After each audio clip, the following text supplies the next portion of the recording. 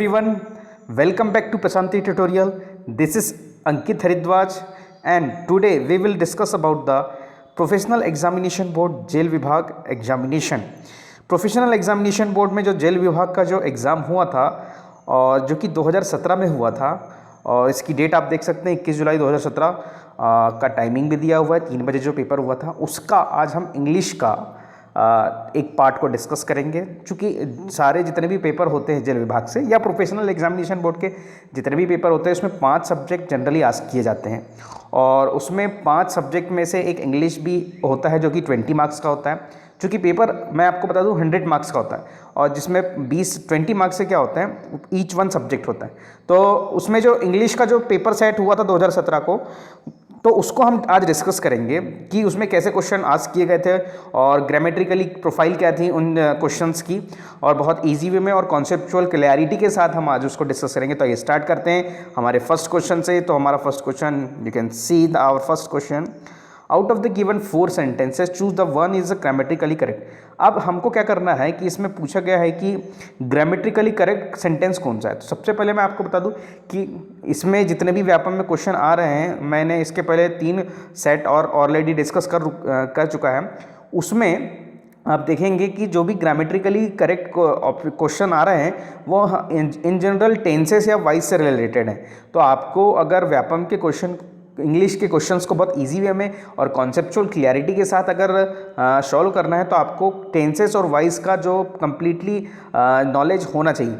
और अगर आपको टेंस और वाइज बहुत अच्छे तरीके से समझना है तो इसी चैनल के माध्यम से आप पढ़ सकते हैं। इसके लिए मैंने ऑलरेडी पहले ही वीडियो में डिस्कस कर रखा है टेंसेस के सारे कॉन्सेप्ट को।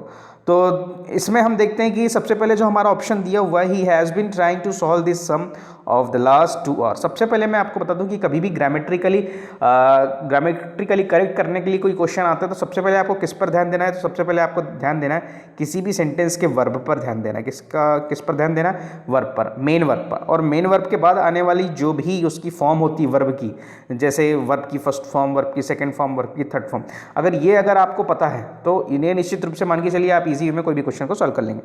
अब देखते हैं कि फर्स्ट क्वेश्चन क्या है। ही एक सिंगुलर सब्जेक्ट है, उसके साथ क्या आता है हैज़ और हैव में से हैज़ आता है। क्या आता है? हैज़। सिंगुलर सब्जेक्ट के साथ ही है, ही के साथ क्या आएगा? हैज़। उसके बाद बीन आ गया, ये भी सही है। तो हैज़ बीन, और एक चीज़ मैं बता दूं जहाँ भी आपको क्या दिखाई दे हैज़ बीन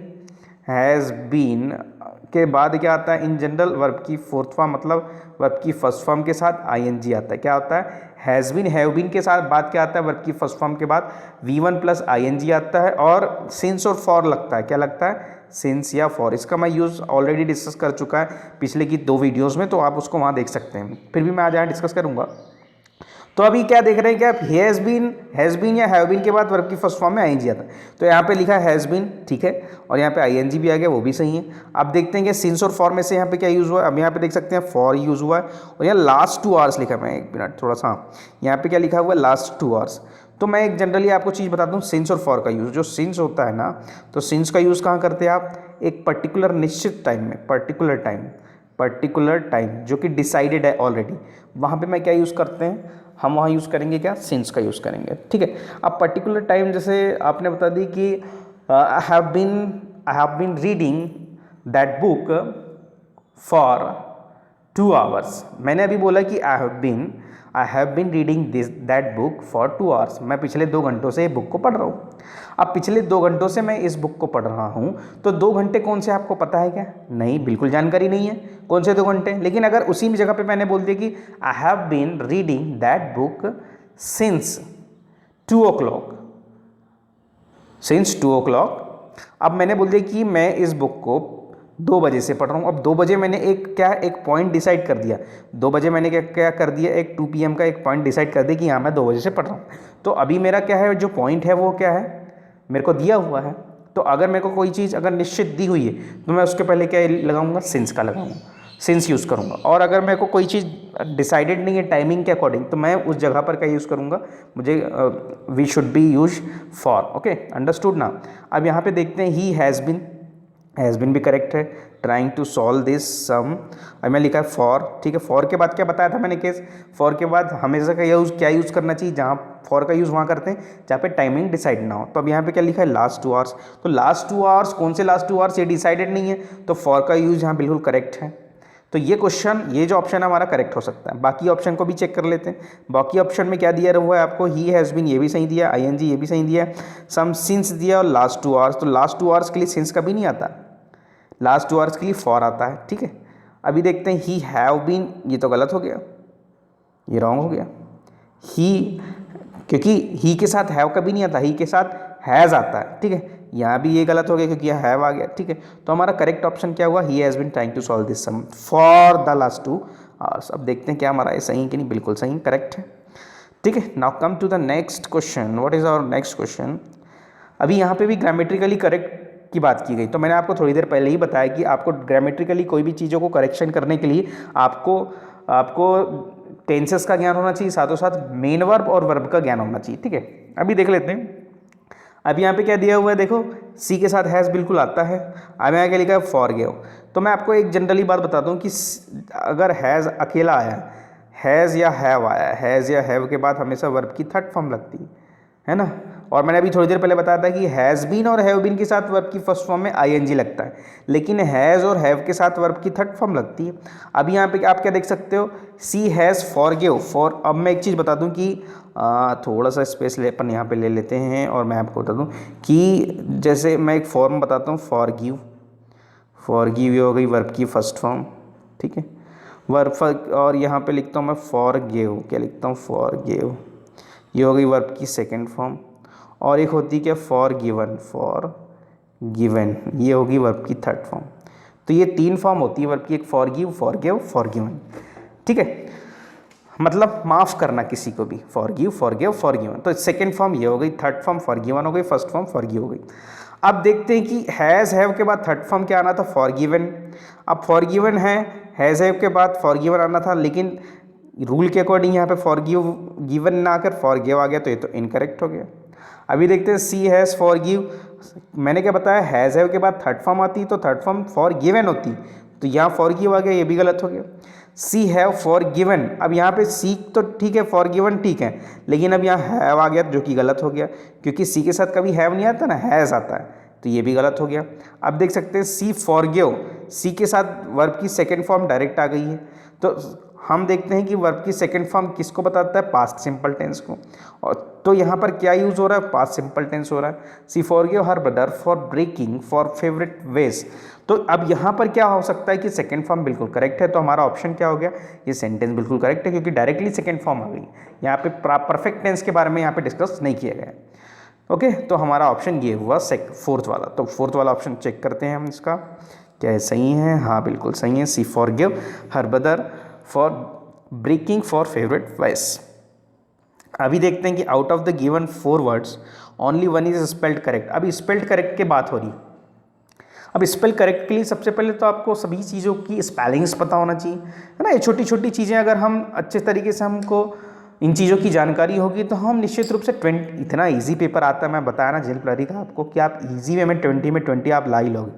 तो अगर बात करती है प्रेजेंस की, तो प्रेजेंस की जो स्पेलिंग है ये तो बिल्कुल नहीं होती। प्रेजेंस की एक्चुअली स्पेलिंग क्या होती है, ये होती है प्रेजेंस, ठीक है। तो ये तो हो गया गलत। 1 इज स्पेल्ड करेक्ट, कौन सा सही है पूछ रहे। प्रोफेशनल की स्पेलिंग ये भी नहीं होती। प्रोफेशनल की स्पेलिंग क्या होती है, तो PROFESSIONL, क्या हो गया, PROFESSIONL, ये होगी प्रोफेशनल की स्पेलिंग। प्रीजुडिस, प्रीजुडिस की स्पेलिंग ये नहीं होती, तो क्या होती, प्रीजुडिस, प्रीजुडिस। और प्रीजुडिस का मीनिंग क्या होता है, प्रीजुडिस का मीनिंग होता है बेटा, प्रीजुडिस का मीनिंग क्या होता है कि पक्षपाती लोग, मतलब किसी भी रिलीजन को लेकर, किसी भी कास्ट को लेकर अगर आपने क्या कर रखा है, प्रीजुडिस कर रखा है, मतलब आपने कैटेगरी डिसाइड कर लिया कि मतलब उसको पक्षपात करना। जैसे जनरल कैटेगरी का है, कोई ओबीसी कैटेगरी का है, तो उसके अकॉर्डिंग उसको उतना हक ना देना, मतलब उतना कैटेगरी नहीं दे पाना, तो भाई उसके साथ क्या हो रहा है, धर्म और जाति के आधार पर पक्षपात और भेदभाव तो हो रहा है ना, तो उसी को हम बोलेंगे प्रेजुडिस। और इसका एक और सिनोनिमस मैं वर्ड बताता हूँ कि प्रेजुडिस का एक और सिनोनिमस वर्ड होता है। प्रेजुडिस का जो सिनोनिमस वर्ड होता है वो क्या होता है, बायस्ड होता है। क्या होता है, इन जनरल आप देखेंगे तो उसको मैं क्या बोल सकता हूँ, बायस्ड। तो बायस्ड का भी मीनिंग क्या जाता है, उसका भी मीनिंग होता है क्या, बायस्ड का मीनिंग पक्षपात से रिलेटेड होता है। ठीक है, तो अभी यहाँ पे देख लीजिए कि प्रेजेंस भी यहाँ पर करेक्टली नहीं था, प्रोफेशनल भी करेक्ट नहीं था, प्रेजुडिस भी यहाँ पे सही नहीं है, तो हम क्या लगाएंगे यहाँ पे, प्रोबेबली। आप देख सकते हैं ये तो बिल्कुल करेक्ट है। प्रोबेबली मतलब कि हाँ, प्रोबेबली इतना हो सकता है, लगभग लगभग प्रोबेबली का मीनिंग ये होता है। तो अब देखते हैं कि ये सही है कि नहीं, हमारे ऑप्शन के अकॉर्डिंग बिल्कुल सही है। ठीक है, now move to next question. Next question is what, out of the given words only one is spelled correct, find that is not correct spelled. अभी यहाँ पे क्या दिया हुआ है कि स्पेल्ड करेक्ट कौन सा नहीं है। अब स्पेल्ड करेक्ट कौन सा नहीं है, इसके पहले हमने स्पेल्ड करेक्ट चेक किए, अब स्पेल्ड करेक्ट कौन सा नहीं है ये देखते हैं अपन। तो अभी ऑप्शन में चेक करना है कि सबसे पहले करेक्ट स्पेल्ड कौन कौन से। ठीक है, अगर करेक्ट स्पेल्ड चेक करते हैं, इररिलेवेंट तो ठीक है, ठीक है, इररिलेवेंट सही है, स्पेलिंग सही है इररिलेवेंट की। इंटरप्रिटेशन की भी स्पेलिंग सही है, इरिटेशन की स्पेलिंग भी सही है। अब आते हैं बात की किसकी, इंटरप्शन। इंटरप्शन की स्पेलिंग में बता दूं आपको, INTE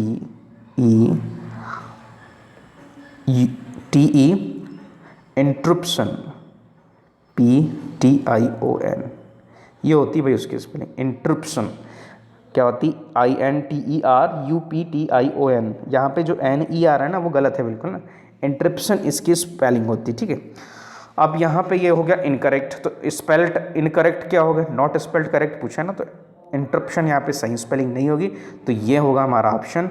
और क्या ये इंटरप्शन सही है, तो बिल्कुल सही है। ठीक है, इंटरप्शन करना मतलब कि दखल अंदाजी करना। ठीक है, इररिलेवेंट का मतलब, इररिलेवेंट मतलब कोई चीज़ रिलेवेंट नहीं होना, कोई चीज़ सही ना होना, उसको हम बोलते हैं इररिलेवेंट। इरिटेशन का मतलब किसी चीज़ से तंग आ जाना, उसको तब हम क्या हो जाते हैं, इरिटेट हो जाते हैं। ठीक है, now move to next question, fifth question. Now our next question is what, fifth question. अब यहाँ पे अंडरलाइन वर्ड दिया हुआ है, देखो अंडरलाइन कलेक्टिंग जो वर्ड दिया हुआ है कलेक्टिंग। अभी कलेक्टिंग का इस सेंटेंस में मीनिंग पूछा हुआ है कि कलेक्टिंग का मीनिंग क्या होता है। अभी सिमिलर मीनिंग पूछा है, क्या पूछा है, सिमिलर मीनिंग। तो थ्रोइंग का मतलब क्या होता है, फेंकना, ये तो नहीं हो सकता। कलेक्ट, क्या आप कलेक्ट कर रहे हो, क्या थ्रो कर रहे हो, तो नहीं। डिस्कार्डिंग मतलब क्या करना, उसको डिस्कार्ड करना, वहाँ से हटा देना, तो ये भी कलेक्टिंग का मीनिंग नहीं हुआ। डिस्ट्रीब्यूटिंग मतलब बांटना, ये भी नहीं हुआ। गैदरिंग करना हाँ हो सकता है, मतलब सबको इकट्ठा करना, उसी को हम क्या बोलते हैं, कलेक्टिंग और गैदरिंग। तो ये इन दोनों का मीनिंग सिनोनिमस वर्ड हो गए। अब देखते हैं कि हमारा यहाँ पे ऑप्शन करेक्ट है कि नहीं। हाँ करेक्ट है बिल्कुल। ठीक है, तो ये हो गई कहानी। अब now move to next question, find the word which can replaced for given word. अब यहाँ पे क्या करना है, ऐसे ये पूरा का पूरा सेंटेंस दिया हुआ है, इसमें आपको देखना है कि वन वर्ड में क्या है। एक्चुअली में पूरा सेंटेंस दिया है, उसका वन वर्ड क्या बोल सकते हो आप, उसको वन वर्ड में क्या बोल सकते हो वो चेक करना है। तो यहाँ पे लिखा है one who works for welfare women, मतलब महिलाओं के वेलफेयर के लिए जो काम करता है उस व्यक्ति को हम क्या बोलते हैं, मतलब महिलाओं के वेलफेयर के लिए जो काम करें। तो सबसे पहले तो साइकोलॉजिस्ट हो नहीं सकता। साइकोलॉजिस्ट मतलब क्या, जो मेंटली पेशेंट है उसको ट्रीट करता है, उसको हम बोलते हैं साइकोलॉजिस्ट। बाइस्ड का मीनिंग अभी अपन ने देखे, बाइस्ड मतलब जो पक्षपाती होता है उसको हम बोलते हैं उसको हम क्या बोलते हैं, बाइस्ड बोलते हैं। तो ये तो बिल्कुल नहीं हो सकता। जो रिलीजियन और कास्ट को लेकर जो भी क्या करता है, बाइस्ड होता है, पक्षपात करता है, तो उसको बाइस्ड बोलते हैं। एक और ऑप्शन चेक कर लेते हैं, उसमें क्या दिया हुआ है, फिलोसोफर। तो फिलोसोफर तो हो ही नहीं सकता, किसी विशेष टॉपिक को लेकर जो फिलोसॉफी देता है अपनी। ठीक है, तो ये भी बिल्कुल नहीं हो सकता, क्योंकि यहाँ पे पूछा है वेलफेयर, वुमेन के वेलफेयर के लिए जो काम करता है। तो मैं बता दूं कि वुमेन के लिए एक वर्ड होता है फेमिनाइन। क्या होता है, फेमिन, है ना, फेमिनाइन एक वर्ड होता है, वुमेन के लिए यूज़ होता है। तो फेमिन एक वुमेन का वर्ड है, और यहाँ पे पूछा है जो महिलाओं के लिए काम करता है, तो उसको हम क्या बोलेंगे, फेमिनिस्ट। क्या बोलेंगे, फेमिनिस्ट। महिलाओं के वेलफेयर, महिलाओं की वेलफेयर के लिए जो काम करता है, विमेन के लिए वेलफेयर के लिए जो काम करता है, उसको हम बोलेंगे फेमिनिस्ट। ठीक है, now move to next question, what is, देखो फेमिनिस्ट बिल्कुल सही ऑप्शन हुआ। अभी यहाँ पे क्वेश्चन आस्क किया हुआ है 7th नंबर का, कि the plants of a particular region, किसी रीजन का, किसी भी क्षेत्र का, किसी भी रीजन का जो प्लांट्स होता है, पर्टिकुलर रीजन का कोई प्लांट्स होता है, मतलब क्या होगा कि बहुत सारी जैसे कोई एक रीजन है, कोई एक जैसे ये एक रीजन है जैसे हिमालय वाला रीजन। अब हिमालय में क्या है, बहुत सारी जड़ी बूटियाँ पाई जाती हैं, तो बहुत सारी जड़ी बूटियों के जो प्लांट्स होंगे उसको हम क्या बोलेंगे, फ्लोरा। तो फ्लोरा का मीनिंग क्या होता है, फ्लोरा का मीनिंग मैं आपको बता दूं कि जहाँ पर भी बहुत सारे प्लांट्स होते हैं, एक प्लांट्स की पूरी क्या पाई जाती है, पूरी की पूरी प्रजातियाँ पाई जाती हैं, तो उसको इन जनरल हम क्या बोलेंगे, फ्लोरा बोलेंगे। क्या बोलेंगे, फ्लोरा। ठीक है, जहाँ पे डिफरेंट टाइप के प्लांट्स होते हैं, उनका एक पूरा का पूरा एक पूरी की पूरी एक जैसे प्लांट वहाँ पे पाए जाते हैं, तो उसको हम बोलेंगे फ्लोरा। अगर मैं फन्ना की बात करूँ, एक और वर्ड होता है फन्ना, तो ये फन्ना का मीनिंग क्या होता है कि जहाँ पर एनिमल की पूरी एक पर्टिकुलर रीजन में प्रजाति पाई जाती है। जैसे वन हॉर्न रेनो कहाँ पाया जाएगा, असम में ही पाया जाएगा। तो असम के जंगलों में अगर पाया जाने वाला वन हॉर्न रेनो है, तो वन हॉर्न रेनो अगर असम के जंगलों में पाया जा रहा है, तो उसके लिए हम क्या वर्ड यूज़ करेंगे, जानवरों की एक पूरी की पूरी प्रजाति जहाँ पर एक जगह एक निश्चित रीजन में रहती है, तो उसको हम बोलेंगे फन्ना। और फ्लोरा मतलब डिफरेंट प्लांट्स के जो एक निश्चित प्रजाति कहीं पर पाई जाती है एक पर्टिकुलर रीजन में, तो उसको हम बोलेंगे फ्लोरा। तो यहाँ पे प्लांट्स ऑफ पर्टिकुलर रीजन, तो यहाँ पे क्या ऑप्शन टिक होगा हमारा, फ्लोरा। फर्टाइल का मीनिंग क्या होता है, फर्टिलिटी, जो मिट्टी की फर्टिलिटी बढ़ाने के लिए जो फर्टिलाइजर डालते हैं, तो उससे एक वर्ड निकलता है फर्टाइल। पेस्टिसाइड का मीनिंग होता है जो कि कीटनाशक जिसको हम बोलते हैं, जो कीड़ों को मारते हैं। फोसिल्स क्या होता है, जो कि हमारे जितने भी कई लाखों वर्ष पहले क्या होता है कि बहुत सारे लोग जितने भी थे, एक दुनिया पूरी तबाह हुई रही होगी, और जब वो अंदर ज़मीन के अंदर गड़े होंगे, और जब उसके बाद हम उनको निकालते हैं, तो वो क्या हमको पेट्रोलियम के रूप में प्राप्त होते हैं, कभी कभी हमको जितने डिफरेंट टाइप के मेटल्स के रूप में हमको मिलते हैं। तो ये क्या हो गए, उनको बोलते हैं फॉसिल्स। ठीक है, उनको हम क्या बोलते हैं, फॉसिल्स। तो हमारे यहाँ पे जो ऑप्शन था वो था फ्लोरा। ठीक है, आप ये क्वेश्चन से बिल्कुल अंडरस्टूड हो गए होंगे कि मतलब किस टाइप से चीज़ों को करेक्ट करते हैं। ठीक है, ना मूव टू, देख सकते हैं फ्लोरा है। Move to next question. What is our next question कि the organisation that looked so solid and dependable turned out to of cards. अब यहाँ पे क्या पूछा है, देखो अंडरलाइन वर्ड पूछा है, और अंडरलाइन वर्ड का मीनिंग क्या पूछा है। यहाँ पे देखो एक वर्ड, एक पूरा का पूरा वर्ड दिया है, अ हाउस ऑफ कार्ड्स। मैं आपको एक चीज़ बता दूं कि ये एक प्रकार का फ्रेज है, अ हाउस ऑफ कार्ड्स, क्योंकि देखो फ्रेज का मीनिंग क्या होता है, जो बहुत सारे वर्ड्स का कलेक्शन, जैसे अ है, अ के साथ हाउस हो गया, तो दो वर्ड कलेक्ट हो गए, तो इसको बोलेंगे फ्रेज। मतलब दो डिफरेंट वर्ड को अगर आपने जोड़ दिया तो उसको हम क्या बोलेंगे, उसको हम बोलते हैं फ्रेज। क्या बोलते हैं, फ्रेज। तो यहाँ पे तो दो से ज़्यादा वर्ड है, तो फिर भी ये क्या हुआ, फ्रेज हुआ। अब क्या बोला है, अ house of cards. House of card का मीनिंग क्या होता है, मैं आपको एक चीज़ बताऊं कि जब भी आप हाउस ऑफ कार्ड मतलब कि जो कि कार्ड्स है ना, ताश की गड्डियों से, अगर आप एक ऐसा कुछ एक बच्चे लोग घर बनाते हैं ना ताश के, डिफरेंट टाइप के ऐसी गड्डियाँ को यहाँ पे लगाते हैं, और कुछ देर बाद ऐसे रखते हैं, और वो फिर उसके बाद कोलैप्स हो जाता है, गिर जाता है ना। वो हाउस ऑफ कार्ड क्या हो जाता है, गिर जाए, घर बनाने के बाद कार्ड का वो गिर जाता है। तो मतलब जो हाउस ऑफ कार्ड रहता है वो ज़्यादा देर तक रहता नहीं। ठीक है, अब बात आ रही कि the organisation that looked so solid and dependable turned out to be a house of card. भाई कोई ऑर्गेनाइजेशन ऐसे होते हैं जो दिखने में तो बड़े स्ट्रांग होते हैं, सॉलिड होते हैं, डिपेंडेबल होते हैं, लेकिन कुछ दिनों बाद क्या हो जाते हैं, वो हाउस ऑफ कार्ड्स हो जाते हैं, वो ढह जाते हैं। ठीक है, कोलैप्स हो जाते हैं। तो ऐसा कोई ऑप्शन हमारे इसमें है क्या, तो नन ऑफ दिस अबाउट, ये तो बिल्कुल नहीं हो सकता हमारा ऑप्शन। ठीक है, देखते हैं और चेक करते हैं। एन ऑर्गेनाइजेशन और plan made from the money earned through gambling, जो जुए पत्ती से कमाया गया जो ऑर्गेनाइजेशन है, नहीं ये तो बोल ही नहीं रहा ना, गिरने वाली बात हो रही, कोलैप्स होने वाली बात हो रही ऑर्गेनाइजेशन की।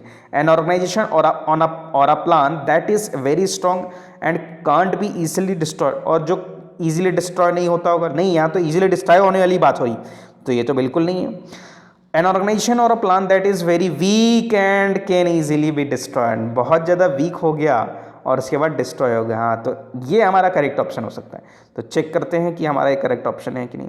देख सकते हैं कि एन ऑर्गेनाइजेशन और a plan that is very weak and can easily be destroyed, ये हो गया हमारा करेक्ट ऑप्शन। ठीक है, now move to next question. What is our next question. अभी यहाँ पे आपको क्या लिया हुआ है कि what is the meaning of the idiomatic. अच्छा, यहाँ पे ईडियम्स है, एक ईडियम क्या दिया हुआ है, वो ईडियम है a bird in hand is worth two in the bush. सबसे पहले तो अगर हिंदी में, एक्चुअली में ये हिंदी में एक मुहावरा है, a bird in hand is worth two in the bush, और वो मुहावरा क्या है कि a bird in hand is worth two in the bush, एक प्रकार का क्या है, प्रोवर्ब्स हैं, एक प्रकार की क्या है ये, प्रोवर्ब्स। अब इसका एक्चुअली में मीनिंग क्या होता है वो चेक करते हैं। तो मैं आपका एक्चुअली में मीनिंग ये बता दूं कि आपके पास अगर आपके पास है अगर आपके पास कोई चीज़ है और वो आपके पास पर्याप्त है ना। लेकिन अगर आपकी और चाहने की इच्छा है, किसी चीज़ को और पाने की इच्छा है, लेकिन आप उसमें अगर चीज़ों को पाने की कोशिश कर रहे हो और फिर भी आपको क्या हो जाता है, उससे लॉस हो जाता है, तो उससे ज़्यादा बेहतर है कि आपके पास जितनी चीज़ें हैं उतने में ही आप सेटिस्फाइड हो जाओ। ज़्यादा पाने के चक्कर में कभी कभी क्या हो जाता है, हमको लॉस उठाना पड़ता है। तो क्या मतलब ऐसी चीज़ों को लेने से, तो उसका मतलब ये होता है कि a bird in hand is worth two in the bush, उसी का मतलब ये होता है। ठीक है, तो अब यहाँ पे चेक करते हैं कि वो ऑप्शन कौन सा बैठ सकता है। ठीक है, none of this about the hope to keep hope of more than what you want and have nothing is always advisable. यहाँ पे एडवाइजेबल की बात हो रही है, तो ये तो बिल्कुल नहीं हो सकता। It is better to be satisfied, it is better to be satisfied का मतलब होता है इससे अच्छा है कि सेटिस्फाइड हो जाओ विथ वॉट यू हैव, जो भी तुम्हारे पास है, देन टू रिस्क, उसकी वजह रिस्क लेने की losing everything by seeking to get more, ज़्यादा प्राप्त करने के चक्कर में आपको लॉस हो जाए। तो ये ऑप्शन हमारा करेक्ट है, क्योंकि ये ऑप्शन मैच खा रहा है किससे, इस पूरे के पूरे प्रोवर्ब से। ठीक है, तो हमारा ये ऑप्शन करेक्ट है। तो थर्ड ऑप्शन हम चेक करते हैं कि ये थर्ड ऑप्शन हमारा करेक्ट है कि नहीं। बिल्कुल करेक्ट है कि it is better to be satisfied with what you have than to risk losing everything by seeking to get more. ठीक है, now come to the next question, what is our question. अब यहाँ पे क्या पूछा, highlighted word पूछा है fresh. अब इसका क्या पूछा, अपोजिट पूछा है ना, इस हाईलाइटेड वर्ड का अपोजिट पूछा है। The cook brought in a fresh batch of homemade cakes. अभी यहाँ पे क्या करना है, इसका अपोजिट देखना है। फ्रेश मतलब क्या होता है, ताज़ी चीज़ें। अब ताज़ी चीज़ों का अपोजिट देखना है जस्ट, है ना। तो मैं आपको बता दूं, न्यूट्रिशन इससे रिलेटेड है, तो न्यूट्रिशन से पोषण मिलता है, तो फ्रेश चीज़ों से पोषण आपको मिल सकता है। होलसम इससे रिलेटेड है। टेस्टफुल भी फ्रेश होता है, भैया आप फ्रेश खाना खाओगे तो वह टेस्टी होगा। लेकिन अगर बात की जाए स्टॉल की, STAL, यहाँ पे आप देख सकते हैं STALE, तो इसका मीनिंग क्या होता है कि जो बहुत ज़्यादा मतलब पुरानी चीज़ है, मतलब जैसे कोई आपका फूड सब्सटेंस है जो कि बहुत दिनों तक रखा हुआ है, फ्रिज में भी बहुत दिनों तक रख दिया है, तो उसका वो फ्रेशनेस क्या हो जाती है, ख़त्म हो जाती है। अब फ्रेशनेस वहाँ से रिमूव हो जाएगी, लेफ्ट हो जाएगी, तो उसके बाद क्या, वो जो फूड होगा वो उतना टेस्टी होगा क्या जो पहले था, नहीं होगा ना। तो इसलिए उस फूड को हम क्या बोलेंगे, स्टेल फूड। तो फ्रेश का जस्ट अपोजिट क्या हो जाएगा, स्टेल। तो देखते हैं क्या हमारा ऑप्शन है करेक्ट है कि नहीं। बिल्कुल हमारा ऑप्शन करेक्ट हो गया, क्योंकि अपोजिट ही पूछा गया है वहाँ पर। Now move to next question. What is our next question? The war brought misery to thousands of refugee. अब यहाँ पे एक वॉर की बात कीजिए, लिया गया misery to thousands of refugee. अब यहाँ पे क्या पूछा है कि अपोजिट वर्ड पूछा है, अपोजिट वर्ड है ना। तो माइजरी का मीनिंग मैं आपको बता दूं कि माइजरी का मीनिंग क्या होता है, जो अनहैप्पी लोग होते हैं, जो खुश नहीं होते किसी चीज़ को लेके, तो उसको हम बोलते हैं क्या, माइजरी, है ना। अनहैप्पी लोगों को हम क्या बोलेंगे, माइजरी बोलेंगे।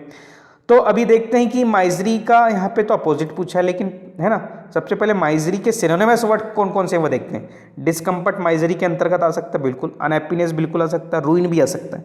लेकिन जो प्लेजर है, प्लेजर का मतलब क्या होता है, जॉय, इंजॉय, है ना। हैप्पीनेस, जॉयफुल, है ना। तो यहाँ पर क्या, जहाँ पे आप बहुत आनंद महसूस करते हैं, प्लेजर महसूस करते हैं, तो उसको हम क्या बोल सकते हैं, प्लेजर बोल सकते हैं। ठीक है, तो हमारा ऑप्शन यहाँ पे करेक्ट होगा। तो हम देखते हैं क्या, बिल्कुल करेक्ट ऑप्शन है प्लेजर। ठीक है, माइजरी का जस्ट अपोजिट हुआ ना। ठीक है, now move to next question.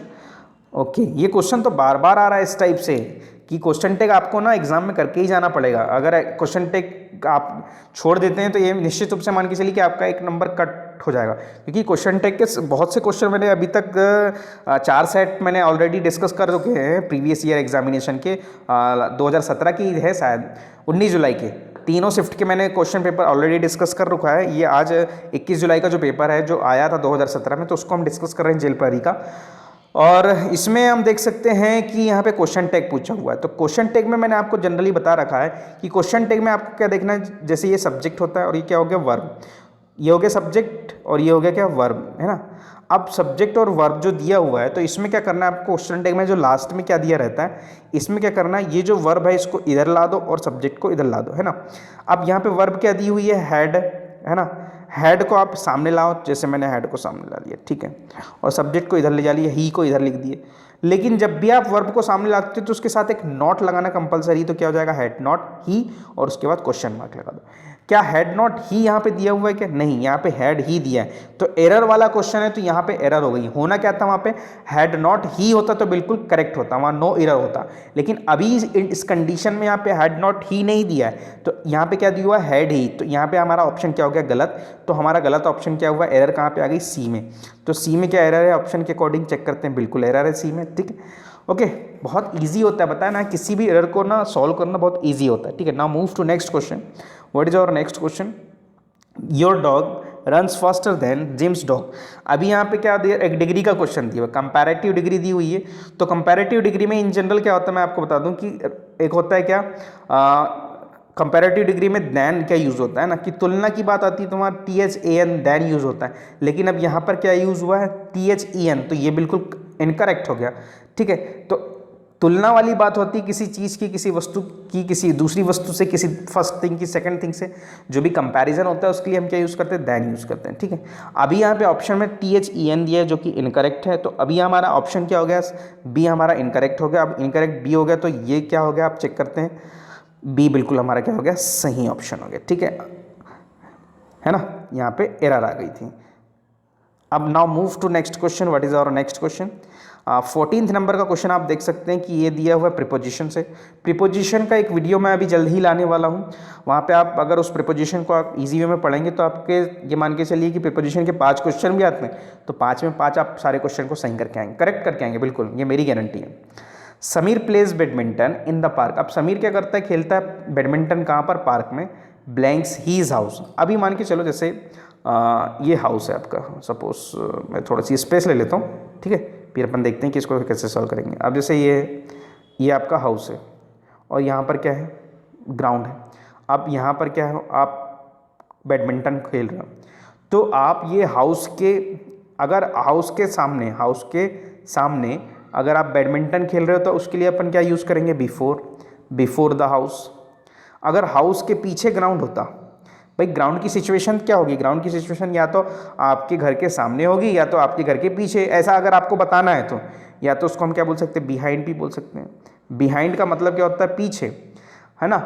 तो आप अगर बैडमिंटन खेल रहे हो उस ग्राउंड पे, जो ग्राउंड या तो आपके घर के बिफोर है या आपके घर के पीछे है, in front of your home and behind of your home, ऐसा यूज़ करना है। अभी अपन चेक करते हैं कि अभी उसका हाउस आप कहाँ कहाँ बता सकते हो। आप टू हीज हाउस तो नहीं बता सकते, फ्रॉम मतलब वहाँ से, ग्राउंड से की बात नहीं हो रही है। Badminton in the park blanks his house, अब जो ग्राउंड की बात हो रही है वो ग्राउंड कहाँ है, फ्रॉम है या फॉर का मीनिंग क्या होता है, फॉर का मतलब होता है के लिए, तो ये तो बिल्कुल नहीं होगा, इनकरेक्ट है। टू का यूज़ वहाँ होगा नहीं। टू का यूज़ कहाँ होता है, जैसे आप किसी एक पर्टिकुलर जगह पर यहाँ से जैसे गो कर रहे हो, यहाँ से यहाँ जा रहे हो, तो गो टू, और ये मान के चलो क्या है, स्कूल, तो आप लगा सकते हो स्कूल जा रहे हो तो गो टू स्कूल, तो टू का यूज़ वहाँ करते हैं। अभी फ्रॉम का यूज़ मतलब क्या होता है, जहाँ से आप एक निश्चित जगह से, सपोज मैं सबका यूज़ बता देता हूँ कि ये एक प्लेस है ना, और ये एक दूसरा प्लेस है। अगर आप यहाँ से यहाँ पे मूव कर रहे हो तो, और ये इसका नाम क्या है ए और इसका नाम है बी, ठीक है, और यहाँ पे आप क्या हुए आए, तो you come from A to B, मतलब जहाँ से आप आ रहे हो किसी एक निश्चित ओरिजिन पॉइंट से, अगर आप डेस्टिनेशन पॉइंट, ये हो गया ओरिजिन जहाँ से आप निकल रहे हो, और ये हो गया डेस्टिनी पॉइंट जहाँ पे आप पहुँच रहे हो। तो ओरिजिन पॉइंट से डेस्टिनेशन पॉइंट तक जहाँ पे पहुँचना होता है, तो उसके लिए हम क्या यूज़ करते हैं, फ्रॉम का यूज़ कर सकते हैं। तो यहाँ पर वो हो नहीं रहा है, आप तो बैडमिंटन खेलता है वो, तो उसकी बात हो रही है, तो घर के पीछे या सामने ये हो सकता है। बिहाइंड का यूज़ आप कर सकते हो, यहाँ पे आप क्या कर सकते हो, बिहाइंड का यूज़ कर सकते हो, क्योंकि जो प्ले ग्राउंड है या तो आपके घर के पहले सामने हो सकते हैं या पहले पीछे हो सकता है, ठीक है। तो ये कंडीशन यहाँ पे डेवलप हो रही, तो आप क्या यहाँ पे टिक करेंगे, बिहाइंड। तो क्या यह हमारा ऑप्शन यहाँ पे करेक्ट होगा, क्या बिल्कुल करेक्ट है, देख सकते हैं आप, ठीक है। Now move to next question. What is our next question, 15 number का क्वेश्चन है जो कि जेल परी के व्यापम के एग्जामिनेशन में इंग्लिश का है, उसको डिस्कस कर रहे हैं हम कि they are swimming in the pool. क्या कर रहा है वो, स्विमिंग कर रहे हैं वो लोग, कहाँ कर रहे हैं, स्विमिंग कर रहे हैं, ब्लैंक्स द स्पोर्ट्स कॉम्प्लेक्स, कहाँ पर कर रहे हैं। अब मैं एक चीज़ और आपको बता दूँ कि जहाँ पर भी जैसे सपोज मैं आपको एक चीज़ और बता दूँ कि इसको मैं इसको मैं क्या बता रहा था कि जैसे मान के चलो कोई मार्केट है, जैसे मैं थोड़ा सा आपको इसको बता दूं कि जैसे कोई मार्केट है ना, कोई शॉपिंग मॉल है, कोई शॉपिंग मॉल है। तो इन जगहों पर कोई ऐसी जगह है जहाँ पे आप कोई एक पर्टिकुलर काम के लिए जा रहे हैं, तो उन जगहों के लिए जैसे मार्केट, शॉपिंग मॉल, इन जगहों के लिए कोई कॉम्प्लेक्स, उन जगहों के पहले हम क्या यूज़ करते हैं, एट प्रीपोजिशन का यूज़ करते हैं। क्या यूज़ करते हैं? At preposition. अब यहाँ पर क्या लिखा हुआ है? Sports complex. तो स्पोर्ट्स कॉम्प्लेक्स के पहले मैंने अभी बताया किसका यूज़ करते हैं? एट का यूज़ करेंगे। तो एट यहाँ पे ऑप्शन होगा हमारा करेक्ट। और फ्रॉम का यूज़ मैंने क्या बताया था? जहाँ से ओरिजिन पॉइंट से आप डेस्टिनी पॉइंट में जा रहे हो तो वहाँ फ्रॉम का यूज़ करेंगे। विथ मतलब जब आप किसी के साथ हो, है ना, किसी के साथ की अगर बात होती है वहाँ पे तो विथ का यूज़ होता है। ठीक है, अभी यहाँ पे तो एट यूज़ होगा जो कि करेक्ट होगा। तो एट हमारा देखते हैं कि हमारा ऑप्शन करेक्ट है कि नहीं। बिल्कुल करेक्ट है। नाउ मूव टू और 16 question, 16 number question. What is our 16 number question? अभी यहाँ पे आर्टिकल दिया हुआ है। अब यहाँ पे लिखा है कि Yamuna is the longest and the second largest tributary river of. अच्छा, यहाँ पे यमुना एक रिवर की बात हो रही है और आर्टिकल पूछा है। मैं आपको एक जनरल चीज़ बता दूं कि अगर कोई भी रिवर की बात हो रही है, रिवर का नेम है, यहाँ पे रिवर का नेम क्या है? यमुना। तो किसी भी रिवर के नेम के पहले हम कौन सा आर्टिकल इन जनरल यूज़ करते हैं? द आर्टिकल यूज़ करते हैं। The article. और कहाँ कहाँ यूज़ करते हैं द आर्टिकल? हम वहाँ यूज़ करते हैं जैसे लाइक आपको जैसे एक इंस्ट्रूमेंट, म्यूज़िक इंस्ट्रूमेंट के नाम के पहले भी हम किसका यूज़ करते हैं? द आर्टिकल का यूज़ करते हैं। किसी कंट्री के नाम के पहले भी हम द आर्टिकल यूज़ कर सकते हैं।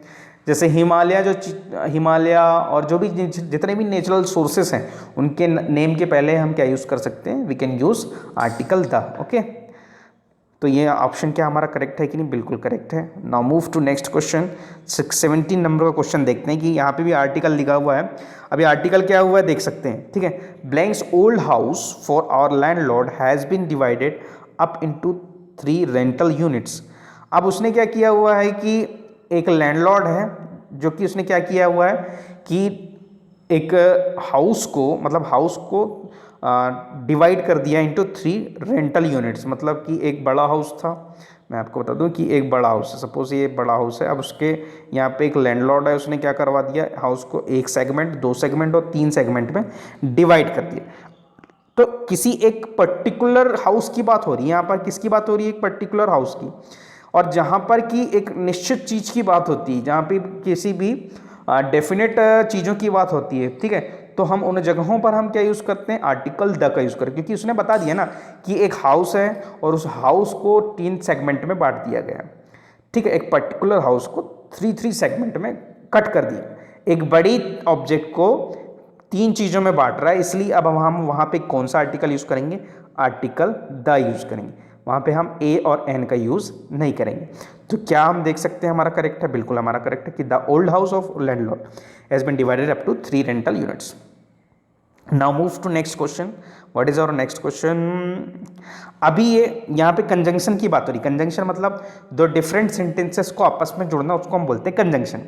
हर poor health my mother was always cheerful. ठीक है, अगर आपकी हेल्थ अच्छी नहीं, अब यहाँ पर क्या हो रहा है, मैं आपको बता दूं कि हेल्थ क्या है उसकी माता की जो हेल्थ है, उसकी मदर की जो हेल्थ है पुअर है, उतनी ठीक नहीं है। My mother was always cheerful, लेकिन फिर भी उसकी जो माता है वो कैसी है? बहुत ज़्यादा हैप्पी रहती हैं, चीयरफुल रहती हैं, कूल रहती हैं। चीयरफुल मतलब बहुत ज़्यादा आनंद में रहती है। तो उसको हम बोलेंगे क्या? देखो, आपकी हेल्थ अच्छी नहीं है फिर भी आप मतलब ऑलवेज इंजॉयलेबल हो, है ना, हमेशा इंजॉय में रहते हो। तो यहाँ पर कौन सा कंजंक्शन यूज़ करेंगे आप? बिकॉज ऑफ का यूज़ कहाँ करते हैं? क्योंकि बिकॉज ऑफ का मीनिंग क्या होता है? कारण, के कारण। तो यहाँ पे के कारण तो यूज़ होगा ही नहीं। क्या वो मीनिंग बता रहा है क्या कि उसकी माँ हेल्दी है, उसकी माँ हेल्दी नहीं है फिर भी वो आनंद ले रही है, फिर भी वो मज़े में है, ऐसा ठीक है उसके कारण? नहीं, ये करेक्ट नहीं हो रहा है। हैंस का मतलब होता है इस प्रकार, तो इस प्रकार का मीनिंग का सेंस भी यहाँ पे नहीं जम रहा। सिंस का मतलब होता है चूंकि, स्टार्टिंग पॉइंट बोलते हैं चूंकि, तो ये भी बिल्कुल नहीं है। इन स्पाइट ऑफ का मीनिंग क्या होता है? उसके बावजूद। क्या होता है? बावजूद। तो बावजूद का मीनिंग यहाँ पे बैठता है। क्या बावजूद का मीनिंग बैठ रहा है कि हाँ उसकी जो मदर है उनकी हेल्थ उतनी अच्छी नहीं है फिर भी वो चेयरफुल, बहुत ज़्यादा इंजॉयबल है, तो उसके बावजूद भी वो इंजॉयबल है। तो यहाँ पे इंस्पाइट क्या होता है? हमारा करेक्ट ऑप्शन होगा। तो देखते हैं यहाँ पे इंस्पाइट करेक्ट है, बिल्कुल करेक्ट ऑप्शन है। Now move to next, second last question है हमारा। ठीक है, अभी हमारा सेकेंड लास्ट क्वेश्चन क्या बन रहा है कि we tried hard we lost the game. यहाँ पे भी कंजंक्शन पूछा है कि हमने मेहनत की, हमने हार्ड वर्क किया, वी लॉस्ट द गेम, और फिर क्या हुए, मैच को हार गए। तो अगर आप हार्ड वर्क कर रहे हो और उसके बाद भी आपको उसका रिजल्ट सही नहीं मिल रहा है, ठीक है, तो उसके पीछे कोई ना कोई कारण होगा, ठीक है, कोई ना कोई कारण होगा ना, उसके बावजूद भी आप क्या हो गए, हार गए, ठीक है। ऐसा सेंटेंस का मीनिंग यहाँ पर सेट हो रहा है। तो आप चेक करते हैं, बिकॉज का मीनिंग तो क्या होता है, किसी चीज़ का क्या होना, कारण बताना, तो वहाँ पे यूज़ होता है। तो यहाँ पे रीज़न की बात नहीं हो रही, किसी भी रीज़न की बात नहीं हो रही। हैंस मतलब अभी बताया मैंने, इस प्रकार से, वहाँ पे यूज़ नहीं होता। सो का मतलब होता है कि इसलिए, सो का मीनिंग ही होता है, क्या होता है, इसलिए। दो का मतलब होता है यद्यपि, क्या होता है, फिर भी, है ना, फिर भी। दो का मीनिंग क्या बताता है, फिर भी। तो यहाँ पे फिर भी क्या मीनिंग बैठ रहा है क्या इसका, वी ट्राइड हार्ड दो वी लॉस्ट द गेम, ठीक है, बिल्कुल बैठ गया कि मेहनत करने के बाद भी वो गेम हार गए, फिर भी वो क्या हो गया, गेम हार गए। तो हमारा यहाँ पे ऑप्शन क्या करेक्ट बैठ रहा है, दो हमारा करेक्ट ऑप्शन है बाकी ऑप्शनों के कंपैरिजन में। नाउ ओके, बिल्कुल करेक्ट है। Now move to next option. अब यहाँ पे क्या लिखा हुआ है, you blanks exempt of yourself. Exempt का मीनिंग मैं बता दूँ, शर्मिंदा होना, है ना, लज्जा होना, कि यू असेम्प्ट ऑफ योर सेल्फ, तुम अपने आप में क्या हो, शर्मिंदा हो, तुम्हें अपने आप। अब यहाँ पे शुड की शुड दिया हुआ है सब जगह, और शुड का यूज़ मैं आपको बता दूं कि शुड जो होता है, शुड का यूज़ आप कहाँ करते हैं, एडवाइस देने के लिए करते हैं। क्या यूज़ करते हैं, एडवाइस देने के लिए हम शुड का यूज़ करते हैं।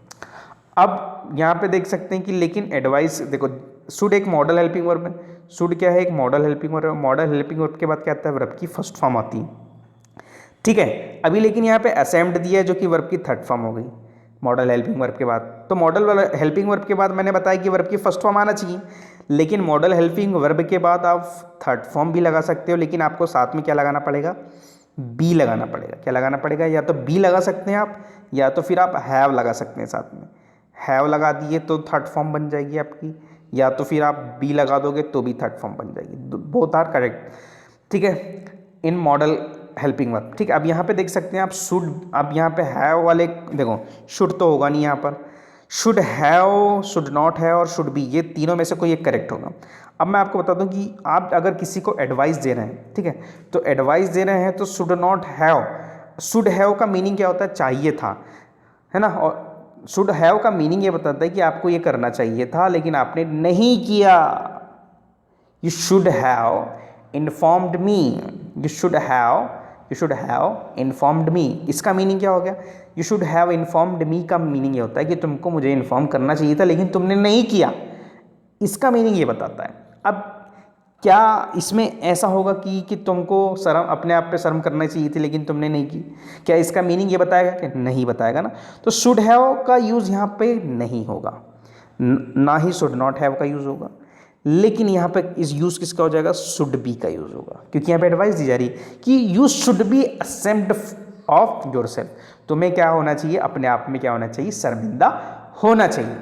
तो ये हो गया इसका करेक्ट ऑप्शन। तो अब देखते हैं कि शुड बी का हमारा करेक्ट ऑप्शन है कि हाँ बिल्कुल है।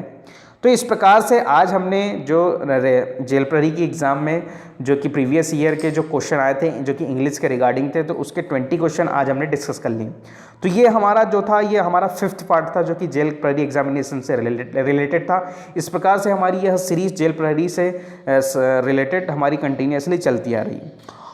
तो अगर यह सीरीज़ आपको पसंद आ रही हो तो निश्चित तो आप मेरे चैनल को सब्सक्राइब करें और लाइक करें, और इस वीडियो को से ज़्यादा शेयर करने का प्रयास करें, क्योंकि आप जितना ज़्यादा वीडियो को शेयर करेंगे और सब्सक्राइब करवाएंगे तो मुझे भी ज़्यादा एनर्जी मिलेगी और मैं उतनी ही ज़्यादा एनर्जी से इन वीडियो को बनाने का प्रयास करूँगा। तो वीडियो के साथ बने रहने के लिए बहुत बहुत धन्यवाद।